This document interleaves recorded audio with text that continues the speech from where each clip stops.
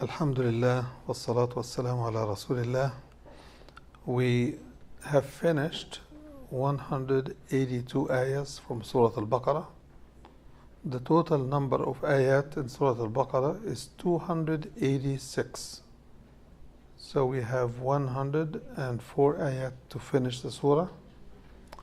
And the set of ayat we will go over tonight start off with the subject of fasting.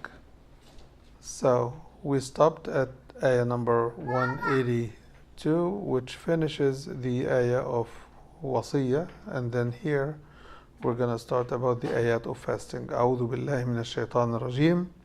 Ayah number 183. يا أيها الذين آمنوا كتب عليكم الصيام كما كتب على الذين من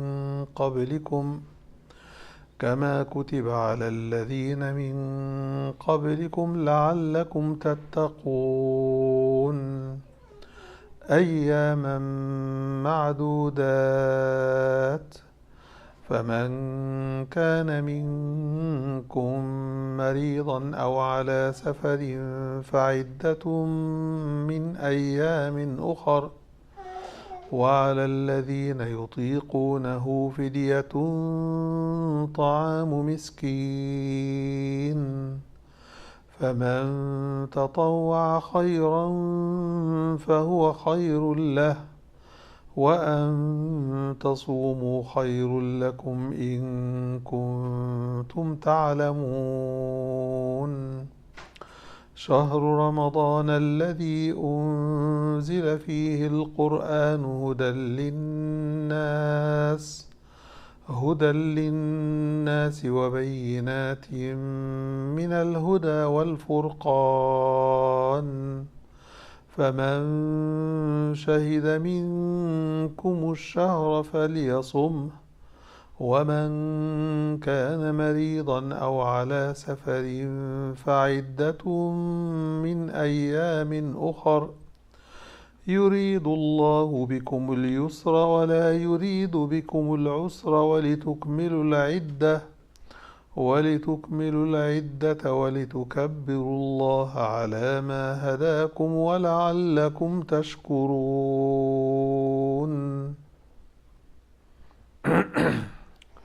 وإذا سألك عبادي عني فإني قريب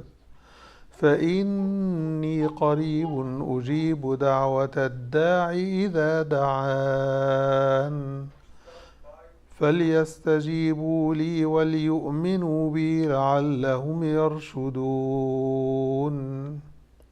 This is ayah number 186. So we have read like 3-4 ayat, and they are all about the subject of fasting, as you could tell. In the first ayah 183, Allah subhanahu wa ta'ala calls the believers with the most beloved name to Him. What is our most beloved name to Allah? Ya ayyuha alladhina amanu, O you who believe, calling us in the name of our faith in Him, our trust of His guidance, our love for His word. He is calling us and saying, كُتِبَ عَلَيْكُمُ الصِّيَامِ. Fasting has been prescribed upon you. كُتِبَ عَلَيْكُمْ الصِّيَامِ كَمَا كُتِبَ عَلَى الَّذِينَ مِنْ قَبْلِكُمْ, as it was prescribed for people or communities before you. From this we understand that fasting is prescribed means mandatory. It is one of the basic 5 pillars of Islam, right? It's mandatory. Mandatory on whom? On the believers. Ya ayyuha alladhina amanu, you who believe, kutiba alaykum as-siyam. Fasting has been prescribed for you, as it was prescribed for people before you. When Allah subhanahu wa ta'ala uses the word as-siyam, what is siyam? Siyam and sawm they come from the same root, sawama. Sawm and siyam mean one and the same thing, to abstain. So Maryam, the mother of Isa alayhi salam, when she was given the gift of the baby Isa alayhi salam, and she was shy, feels ashamed and feels uneasy because she was not married, and she was given the gift of that baby without marriage in a community that's very conservative. She herself comes from a prophetic family, the family of Al Imran, the family of Moses and other prophets. So she comes from a prophetic family, family of prophets over generations. So she was kind of like felt shy to face the community with a baby, and they knew that she was not married. So she was uneasy about talking about the issue with anybody, not because she has done anything wrong, but because she didn't know how to explain the situation, that she got married, she got a baby without getting married. So, and we know that Isa alayhi salam, she conceived him by miraculous mandate. Allah subhanahu wa ta'ala said, be, and he became. Okay? And so she didn't want to talk about it. So she started to say, I wish I had died before this. I wish I was not here. I was something forgotten and unknown. So Allah made Isa talk to her when he was just a little baby, just born. And Isa called on her and he said, do not grieve, do not be sad. Allah has given you someone who is going to give you relief. قد جعلت ربك تحتك سرية. سرية يعني يسري عنك ويخفف عنك. سرية means someone who would make things easy for you by the will of Allah subhanahu wa ta'ala. You have a child, and this child is a gift from Allah. Yes, he didn't have a human father, nor does he have a father altogether, but he is a divine gift from Allah subhanahu wa ta'ala, as the angel Jibreel had told her from the beginning. So she still was tight. So the baby tells her, هزي إليك بجذع النخلة. Shake the trunk of the tree. تساقط عليك رطبا جنيا. And a ripe date will start coming from that tree upon you. فكلي واشربي وقري عينا.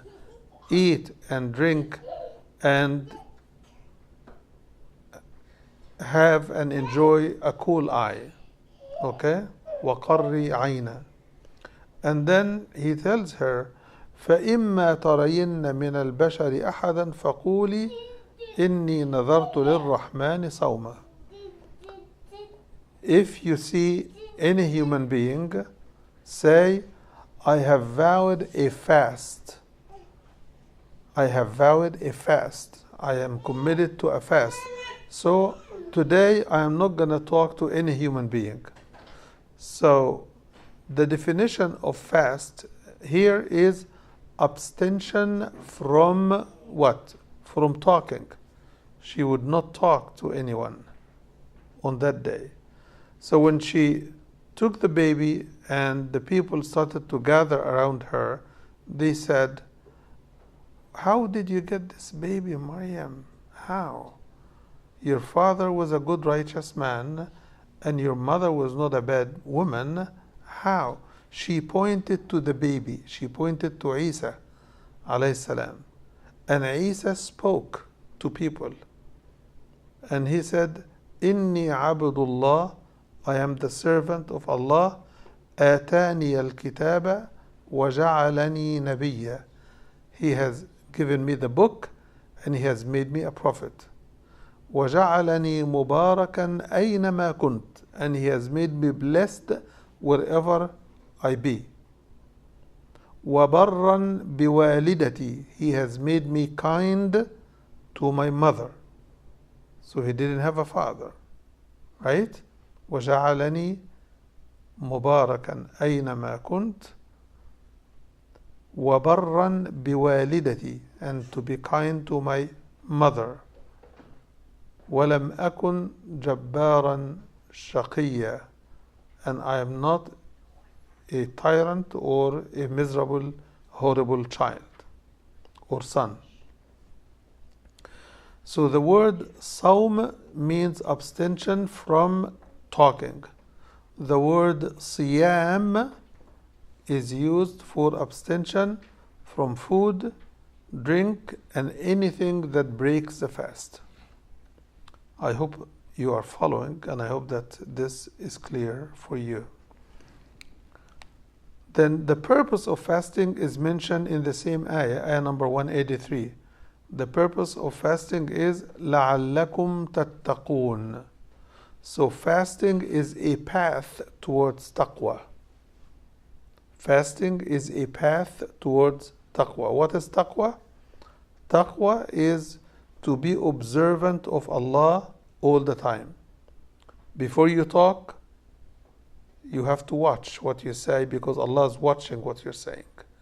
And the angels are recording what you say. So taqwa also means righteousness, that one should behave in a righteous way. He should not behave wantonly. He should not behave haphazardly. He should not speak uselessly. He should always monitor what he says and what he does. That's part of taqwa. While fasting means to abstain from food, from drink, from any kind of sexual activity, but at the same time, the extension of that is you also abstain from false talk, useless talk, backbiting, talking back to somebody who ought to be respected, talking back to your mom, to your dad, to your teachers, because this is a violation of the Islamic etiquette. Okay? So the Prophet ﷺ explained this, saying that he who does not abandon false talk and false testimony, Allah is in no need for him to abandon food and drink. He also says, somebody may be fasting, but he may not get any reward for his fasting or any return for his fasting except hunger and thirst. And somebody may praying at night, but he doesn't get any return for praying at night except being tired and fatigue for his standing long nights. Why? Because instead of keeping up with the spiritual side of fasting, the spiritual side of prayer, then this prayer, this fasting, does not give them the total reward of fasting and praying. So, in the beginning of fasting, Muslims were required to fast few days every month, which Allah refers to here as أياما معدودات, few days. Few or countable days can reach up to 10.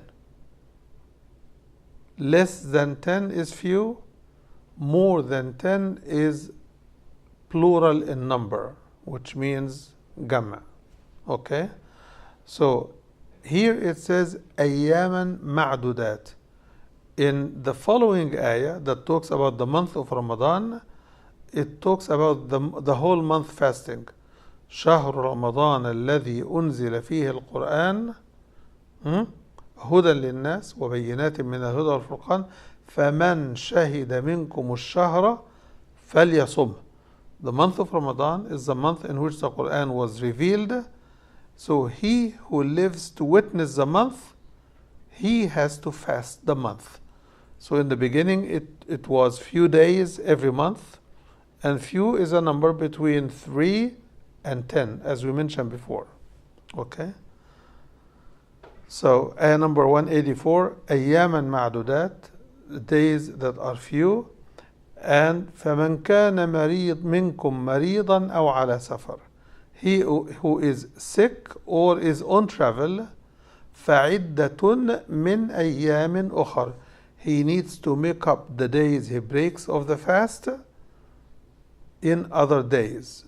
So he needs or she needs to make up the fasting days that they miss in other days.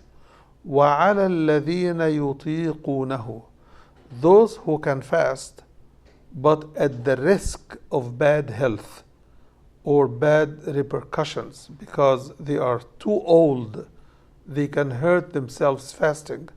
Then the ayah says, those they pay an expiation in the form of ransom, feeding a poor person for each day they break the fast. You understand? And then it goes on to say, فَمَنْ تَطَوَّعَ خَيْرًا فَهُوَ خَيْرٌ لَهُ, he who volunteers some days for fasting, it is good for himself. Which means, if some person is old, but he can still fast, right? So the Quran says, وَأَن تَصُومُوا خَيْرٌ لَكُمْ إِن كُنْتُمْ تَعْلَمُونَ. Fasting is better for you if you only know. If you know the benefit of fasting in terms of health, spiritual reward, and the blessing that fasting comes with, it is better for you even if you are old.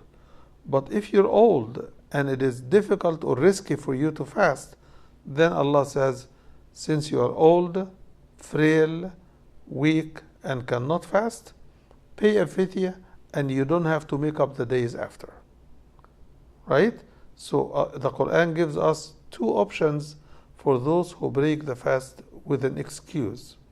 Those who are sick or they are on travel, those are temporary circumstances, right? But those will make up the days.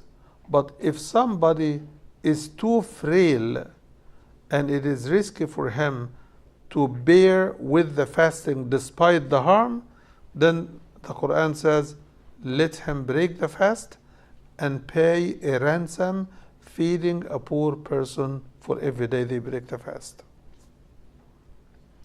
Then it goes on to say, he who volunteers a fast, it is good for him, and if you fast, it's better for you if you all know.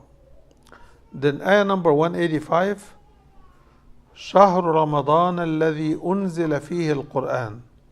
The month of Ramadan is the month in which the Quran was sent down. See, one of the names of Ramadan is Shahr al-Quran. Shahr al-Quran, the month of the Quran. And the reason Allah picked the month of Ramadan for fasting, because it is the month in which the Quran was sent down. So to honor the month in which the revelation started to come, Muslims are required to fast this whole month.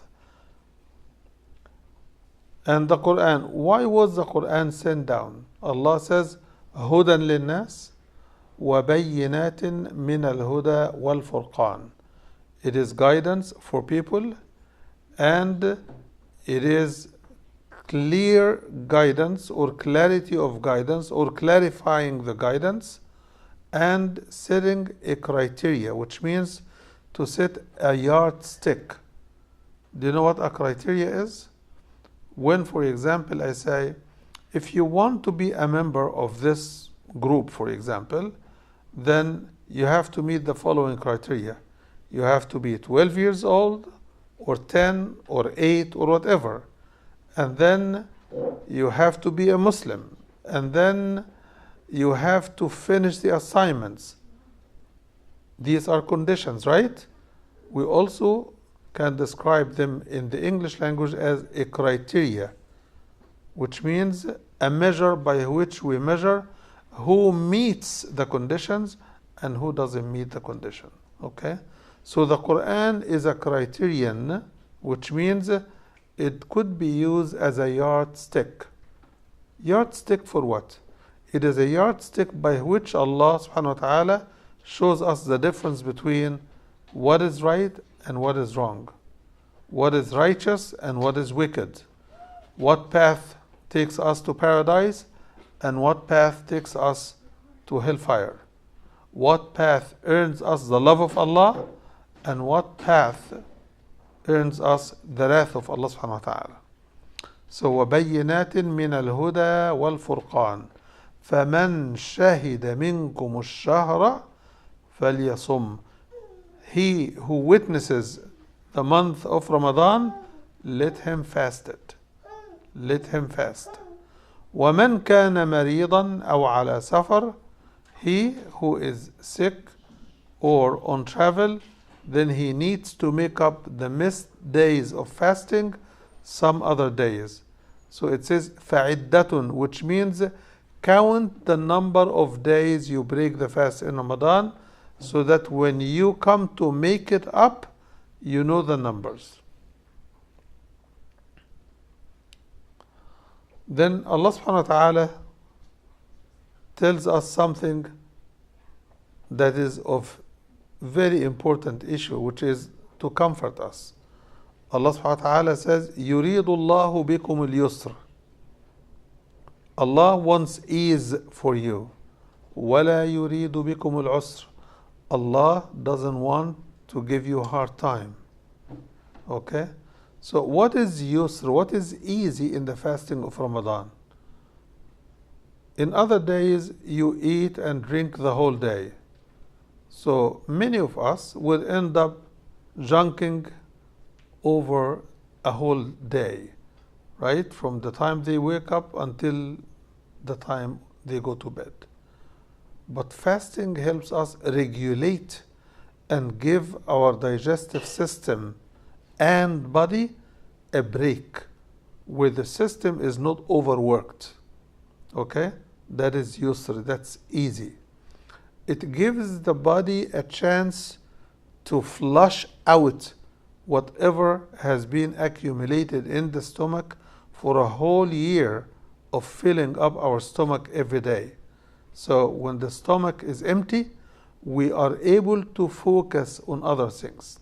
So we have clarity in the head and we have clear body of the poisons and other things that result from the junk and other things that we eat and consume. So that also is ease. يُرِيدُ اللَّهُ بِكُمْ الْيُسْرَ وَلَا يُرِيدُ بِكُمُ الْعُسْرَ. So when Allah wants us to get closer to Him, He wants us to get help from our fasting. How does our fasting help? The Prophet ﷺ, in a hadith, he says, يا معشر الشباب, O youth, من استطاع منكم الباءة فليتزوج. He who can afford the requirements of marriage, let him fast.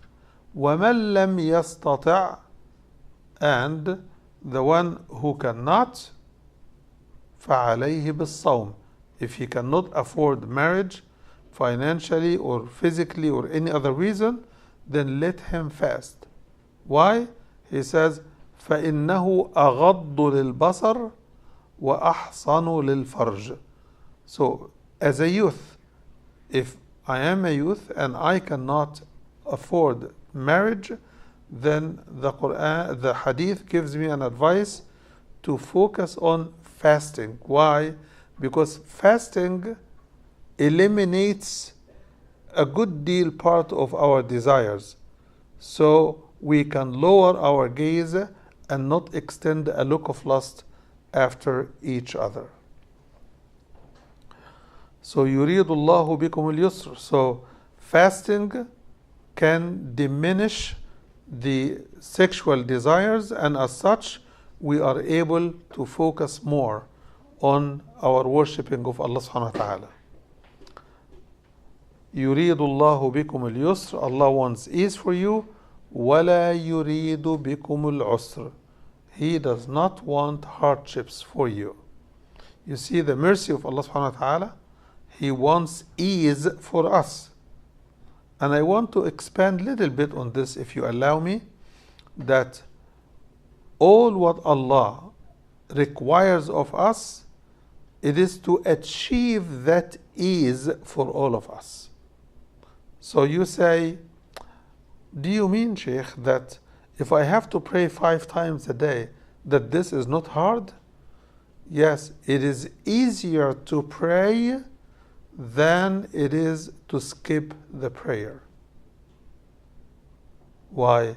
Because when I pray and I praise Allah and I bow down to Allah and I prostrate on the grounds for Allah, to submit to Allah, to be obedient to Allah, to be a good Muslim, Allah will help me with the rest of my life.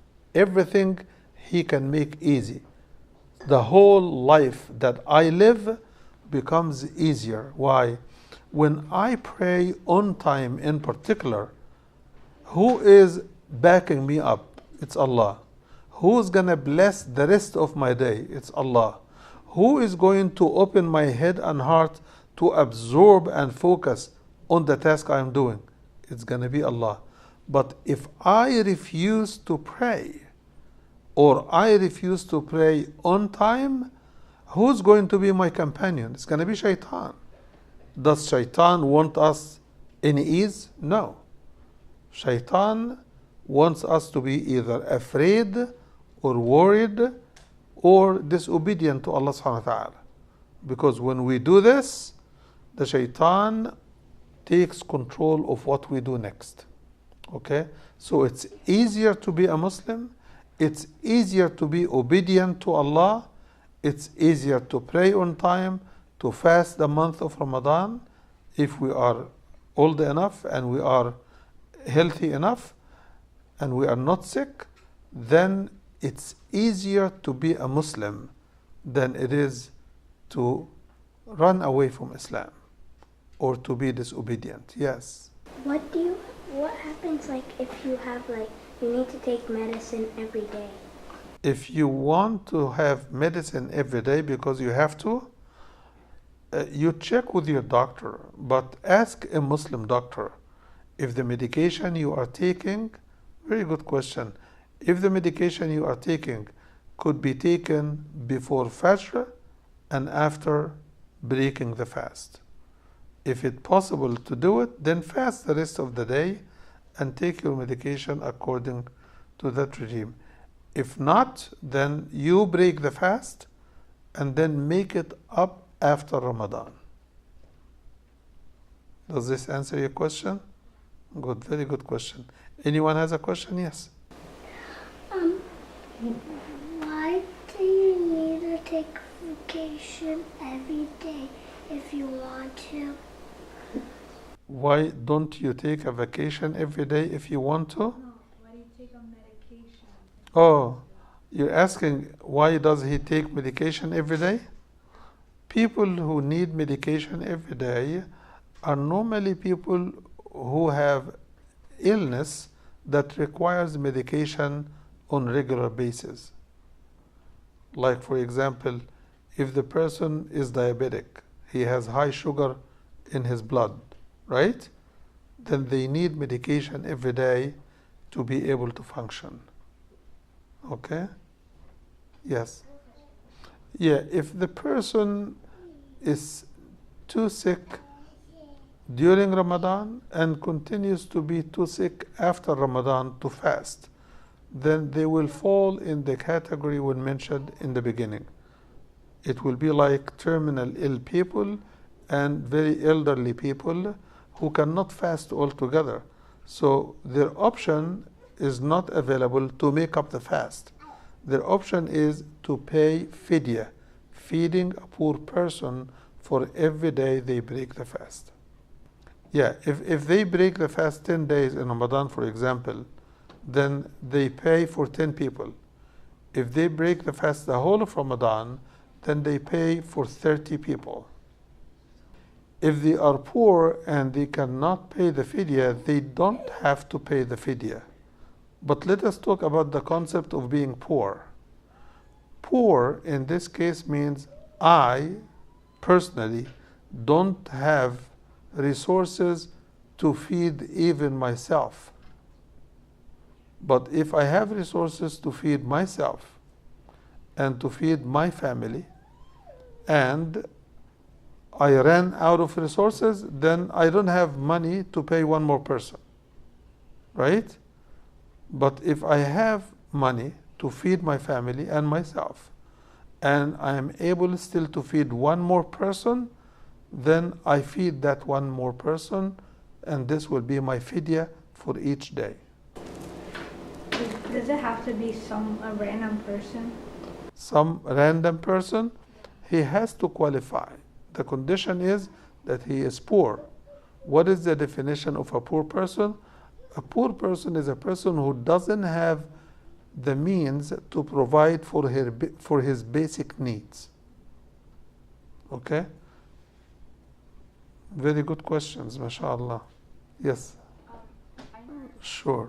So the question is, for young children, when we talk children, we're talking about one category. Children are children until they reach the age of puberty. Those are not required to fast. They are encouraged to fast as many days as they can.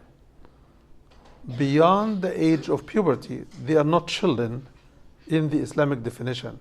They become adults. They become balighin wa mukallafin, right? So those are the ones that you were asking about. Children after puberty who are required to fast, but the fast is going to come during the final exams. How do they do if they want to have concentration and stuff? Well, I believe that most contemporary scholars, they say that in that situation, they need to get ready before Ramadan, like in Sha'ban, which is away from the exam days. They need to try some days and see how they fare. If they fare good and they are still able to concentrate and do work and stuff, then they know what to do. If they become frail, lose energy or lose focus, then the interest of their schoolwork will kick in and take over, and whatever days they break fast, they can make it up in the summer. Okay? MashaAllah, you're bringing very good questions. Definitely, Allah always comes first, but Allah subhanahu wa ta'ala says, لا يكلف الله نفسا إلا وسعها. Allah does not charge a person with something that is beyond their ability to do. Okay? What is the concept? Well, first of all, we need to direct this kind of discussion to a certain group of people, which is people who have come of age and they are responsible for what they do, which is beyond the age of puberty. Well, if the fasting is voluntary, then the hadith says a person who is fasting on voluntary basis is their own decision maker. If they want to continue, they can continue. And if they want to break the fast, they can break the fast. But if this fast is mandatory fast, like Ramadan, but also like a fast that I compel myself to do by promising Allah that I will do this. For example, if I say, oh Allah, if I pass this exam, I will fast 3 days. Right? That becomes what is called in Arabic nadr. It's a promise you have to keep. You have to fulfill your promise. Okay? In that case, even though it is not Ramadan, but it is also fard. You made it compulsory on yourself. In this case, you lose the license of free will. If you want to continue, continue. No, that's only in voluntary fasting. But fasting that Allah has made mandatory, like Ramadan, or you have made compulsory on yourself, those you have to fulfill the whole day. What happens if a person, if a person without excuse decided to break the fast in Ramadan for no excuse, even though he needs to make up the day, but in terms of reward, the hadith of the Prophet is he cannot make up the reward for that day even if he fasts the whole year. Cannot make it up as far as the reward. Maybe the relief for the punishment. Also, there is a hadith that if a person breaks the fast in Ramadan intentionally, without excuse, that he needs to fast 60 days consecutively, which is very, very harsh punishment. Harsh doesn't mean inappropriate, but it is to teach the person a lesson that you do not flout Allah at whim. You don't violate Allah's rules and commands at whim.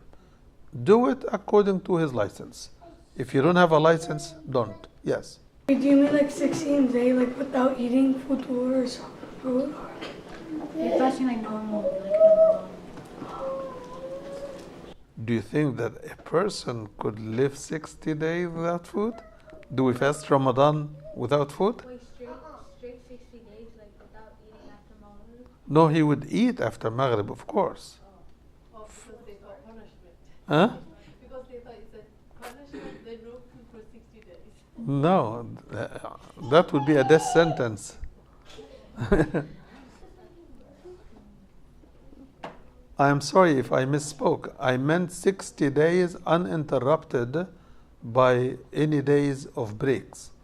That's what I meant. I didn't mean that 60 days without food. What if that person doesn't know, like there's like, that, like they had the intention, like not to, they wanted to break their fast for no reason, but they didn't know that they have to make up another 2 months break. Well, they have to ask before they decide, especially that they know that fasting Ramadan is mandatory. Yes. Let's say last Ramadan I didn't fast for about a week, and You didn't fast for 1 week? Okay. and I was on medication or something, and I forgot for the past Ramadan. So does that still count as a punishment? No, you still have time to make up those days before Ramadan comes. So you were sick in Ramadan, or somebody was sick in Ramadan, and for a week they didn't fast. What does the Quran say about this? The Quran says, فَعِدَّةٌ مِّنْ أَيَّامٍ أُخْرَى, which means you have to count the number of days and you have to count those make-up days, which means you should not forget those. It is like somebody saying, what if I take $1,000 from you and I promise to pay you $100 for 10 months, right? I pay you 1 month, 2 months, and then I tell you I forgot. Does this mean that I don't pay you the rest? It's still debt. You still owe it to Allah subhanahu wa ta'ala. So if you did not make it up from Ramadan to Ramadan, you still owe those days to Allah.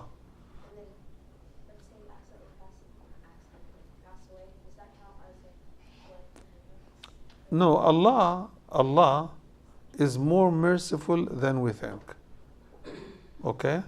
Allah will hold us accountable based on several criteria. Number one, our intention. Number two, the effort we put to make good on our promises and commitments. Number three, if forgetfulness was a real excuse or a false excuse. So all of these will enter into the calculus, and Allah is just and fair. Okay? But if I know that I have to make it up, why should I wait until the day of judgment? I should make it up, right? Yes. You know how you said that if you promise Allah to fast 3 days, then you have to do it? Yes. But what if you didn't fast a day on a test, but you didn't pass that test? Do you still have to fast 3 days? So this is a good question. If I say to Allah, "Oh Allah, if I pass this exam, I will fast 3 days." She's asking a question. What about if I do not pass the exam? Do I still have to fulfill my promise? It's a very good question. And the answer is, when I made a promise to fast to Allah with that condition in mind, did I actually want not to fast if I don't pass? Or was I making the intention to fast out of my love and as a show of gratitude to Allah? It's a show of being grateful to Allah, right? So if He doesn't let me pass because I didn't study, right? So I should be failing my course and also be ungrateful to Allah? No. I should be grateful to Allah still, right? So the Quran answers and says, وَمَنْ تَطَوَّعَ خَيْرًا فَهُوَ خَيْرٌ لَهُ. We all fast Ramadan as a fard. But the Quran says, if you do more, it's better for you. And if you are sick in Ramadan, but you can fast without harming your health further, then fast. If you are traveling and you have an excuse to break the fast, but you fast, the Quran says it's still better for you. Okay? Okay, go ahead. What happens if there's like a spring break or something, and there's Ramadan the whole week, and then you don't fast for the whole week? So, another question, what if it is a spring break, 1 week vacation, and it is Ramadan, and you still did not fast because it was Ramadan, but still it was a spring break?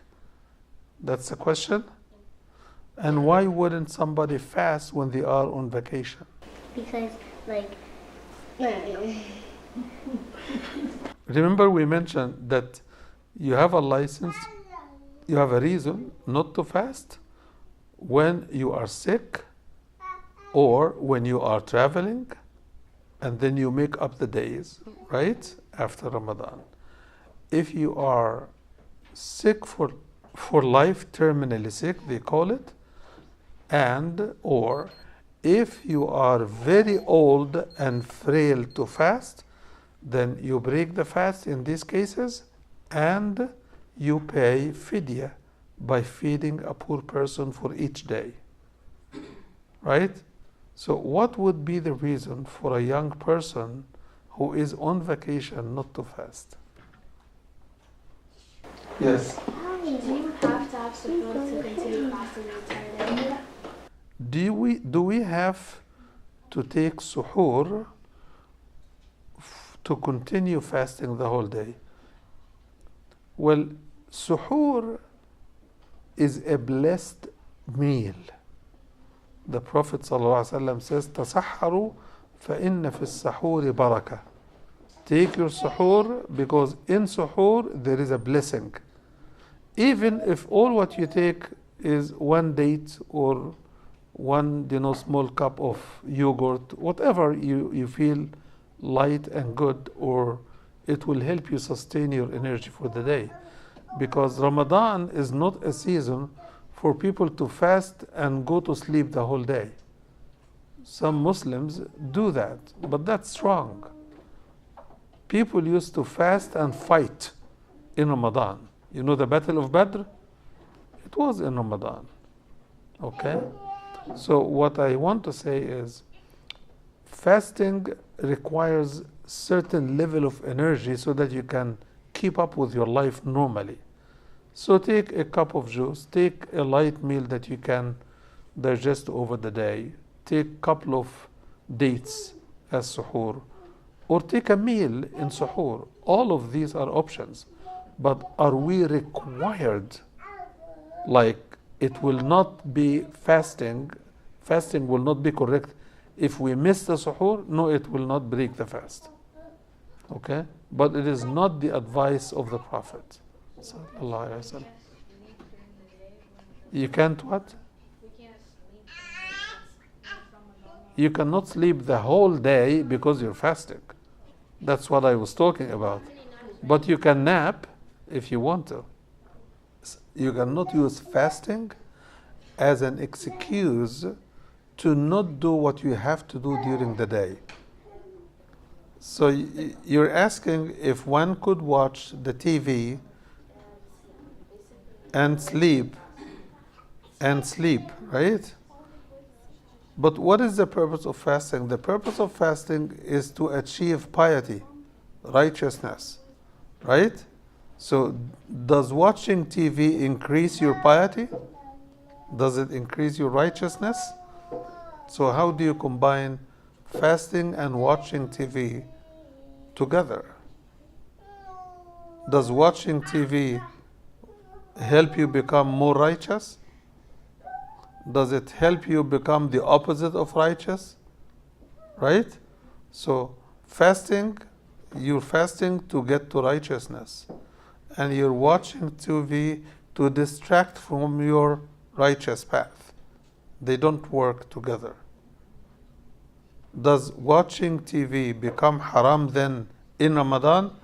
No, watching TV in general is a real waste of time. What's on TV? Somebody is saying or doing something. What's my business with that? In what way should I give my life because somebody wants me to laugh at a joke that they are saying or to look at how they are living their life, and all of it is fake except for the news. But today the news comes to your inbox in your email if you want to read the news. Do you have to watch it? You can watch it. But any other thing other than the news, unless it is a benefit in your deen, or a benefit in your study, or a benefit in your dunya, a benefit for your knowledge or experience, the rest is really a waste of life. If the commercial is about McDonald's and I am hungry, right? That will be a very, very... That's the shaitan. He's going to make you want to. The shaitan of McDonald's in Ramadan.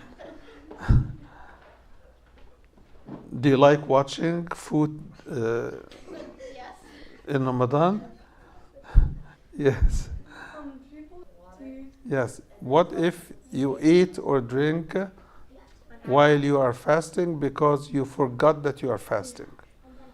Well, it doesn't break the fast, provided that you don't eat the whole McDonald's or you don't finish 2 plates of stuff. Because if you are fasting and then you take a bite, then you should remember in a bite or 2 that you're fasting. But you don't take a whole meal or 2 meals and say, I forgot that I was fasting. You see the difference between forgetfulness and eating intentionally? Right? When you forget, you don't binge. Yes. That is okay, but don't make it a habit, because habits die hard. And if they do, that means you are more likely then to swallow while thinking, I did not even swallow. So if you avoid it altogether, it's okay. So you may use Ramadan to measure your recipe and stuff so that you don't have to taste the food. Yes. Cursing? Yeah, saying bad words is bad in Ramadan, before Ramadan, and after Ramadan. But the punishment for cursing in Ramadan is even worse than the punishment for cursing outside of Ramadan. It does break the spiritual side of fasting. Huh? Not the basics of fasting. Okay? Did you get the question? Okay, yes. Well, the Prophet ﷺ ate meat when it was available, and he didn't eat meat when it was not available. In fact, he ate when any food was available, and he didn't eat when food was not available. And in the statement of Aisha, al-Mu'mineen radiyallahu anha ardaha, she said, a crescent after a crescent after a crescent would come and go by without setting fire in the house of the Prophet, which means they were not cooking altogether. Okay? So the question is, was this a diet? No, that was what was available. He would go home, for example, and ask his wife, Aisha radiallahu anha, Aisha, do you have anything for food? And this was, for example, right before Zohr or something. And then she said, actually, Prophet, I'm sorry, but we don't have food. Then he says, then I am fasting today. But in the middle of the day, you can do that? Yes, up until Dhuhr. Because this is tatawwa, fasting. Okay? And he didn't eat anything from Fajr. So he says, I'm fasting half the day, there is no food, there is no point to break the fast. And I'll just work for the reward. Yes. So if, for example, My answer to your question is, assuming that not eating meat with a prophetic diet is not a right assumption. Because he used to eat meat when it was available, but he would not eat it when it's not. But that's what he does with any food anyway. Okay? Yes. so for them unlawful, If they do this because they believe that eating meat is not halal, then that is a problem. That is not acceptable. But if they do it for health reasons, somebody has, for example, high cholesterol, or meat causes him trouble in digestion, or it causes him, high attacks of gout, for example, then he's cutting for health reason. That's dieting, which is okay. The Prophet ﷺ told us that controlling our diet is good for our health. Okay? And he says that the stomach is the center of disease, meaning our appetite, our consumption more than needed, food over food over food. So he says, control your diet. This is good for your health. And that's something that we learn also through fasting. We feel healthier by the Eid time. Yeah.